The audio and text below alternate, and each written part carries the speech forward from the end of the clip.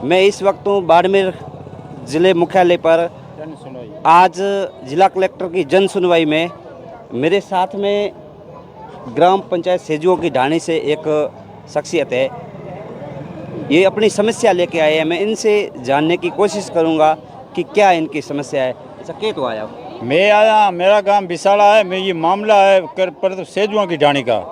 सेजुआ की ढाणी में मैं तो अनपढ़ हूँ, ये साल बाल तो नहीं बताता हूँ। 2-3-4 साल की बात पहले की है, जब पूर्व विधायक मेवाराम जी जैन थे, जिस टाइम ज़मीन अलॉटमेंट होती थी। जब मैंने कहा कि साहब आप ज़मीन है जो यहाँ हमारे यहाँ करो, हम बैठे हैं कई पर 50 साल से हम बैठे हैं, हमारे बाल बच्चे बैठे हैं। जने हमारे राजनीति के पॉइंट से एक वहाँ के सरपंच कंवरा राम जी ने और 2-3 दूसरे सरपंच भूमाफियों ने क्या किया कि ज़मीन हमारे यहाँ नहीं करवाई, दूसरी जगह के कराई। फिर भी मैंने मेवाराम जी जैन से कहा नहीं साहब जहाँ बैठे हो आप देखो वहाँ कराई, उसी वजह से नहीं कराई। ज़मीन कराई है, बंजर भूमि है। ज़मीन क्या कराई है कि सरपंच एक आदमी में कमज़ोर है, क्या उनके पास पैसे नहीं हैं। भूमाफिया से उसने क्या पैसे ले लिए, बहुत पैसे ले लिए। अब उस वो मेघवाड़ है, जाति का वो मेघवाड़ है, वो दे तो दूसरी तो कुछ दे सकता नहीं है, दे क्या जाए। जब भी उसने क्या किया कि पंचायत से ज़मीन अलॉटमेंट करवाई, ज़मीन अलॉटमेंट करवा के भूमाफिया को बेच दी। तो अभी मेरा कहना है कि मेरे को कई लोग गांव के कहते हैं, मैंने ये कहा जिस गांव में रहते हैं सेजुआ की ढाणी के, उस सेजुआ की ढाणी के गरीबों को दे दो।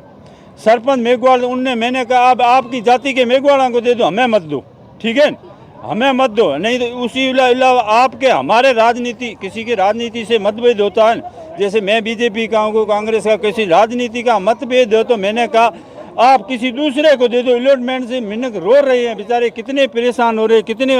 आप एक ज़मीन नाजायज भूमाफिया को बेच रहे हो। हम एक हमारे ये इस पे देख, आज तो मैंने लिखा है, इतना दिन मैं 20 बार आया हूँ, आज मैंने 21 बार लिखा है, कोई जांच नहीं होती। जांच होती है तो दूसरे गांव में लोग बैठे हैं, उनको कहता है कि आपकी शिकायत है, आप इसको आप कहाँ, हम नोटिस देते थे इसको हटा दो। अरे मैं किसी की दूसरा की शिकायत गरीबों की करूँ? मैं तो 7 बीघे ज़मीन की कर रही हूँ, दूसरे की कोई मेरी शिकायत नहीं, उसकी बात नहीं है। वो बीडीओ साहब कहता है कि हमने कमेटी बैठा दी, तहसीलदार साहब ने हमने कमेटी बैठा दी।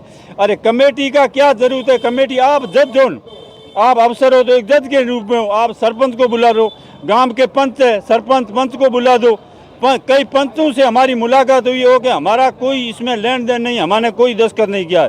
ये मामला कि हमारे गाँव में कई रेवेन्यू बने हैं, कई ज़मीन अलॉटमेंट हुई है, कई ऐसे काम हुए तो पंच कभी पंचायत में गए नहीं, उनका फर्जी दस्तखत होता है। पर ये कर्मचारी आगे खुद इसमें कर्मचारी पद सही जांच नहीं कर रहे हैं। आपने 20 बार शिकायत कहाँ की?